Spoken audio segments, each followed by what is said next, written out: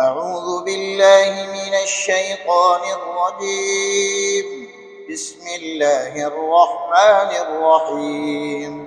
يا أيها الذين آمنوا لا تقربوا الصلاة وأنتم سكارى حتى تعلموا ما تقولون ولا جنبا إلا عابري سبيل حتى تغتسلوا، وإن كنتم مرضى أو على سفر أو جاء أحد منكم من الغائط أو لامستم النساء فلم تجدوا ماء فتيمموا صعيدا طيبا فامسحوا بوجوهكم وأيديكم إن الله كان عفوا غفورا.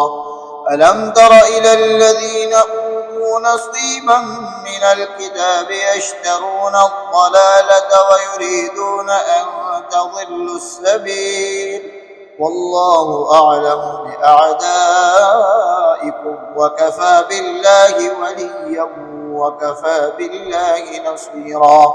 من الذين هادوا يحرفون الكلم عن مواضعه ويقولون سمعنا وعصينا واسمع غير مسمع وراعنا ليا بألسنتهم وطعنا في الدين، ولو أنهم قالوا سمعنا وأطعنا واسمع وانظرنا لكان خيرا لهم وأقوم، ولكن لعنهم الله بكفرهم فلا يؤمنون إلا قليلا.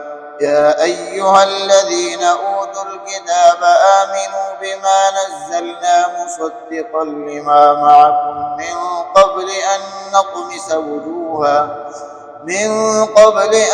نطمس وجوها فنردها على أدبارها أو نلعنهم كما لعنا أصحاب السبت، وكان أمر الله مفعولا. إن الله لا يغفر أن يشرك به ويغفر ما دون ذلك لمن يشاء، ومن يشرك بالله فقد افترى إثما عظيما.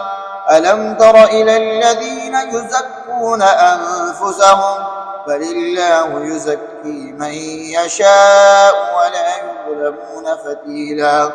انظر كيف يفترون على الله الكذب وكفى به إثما مبينا.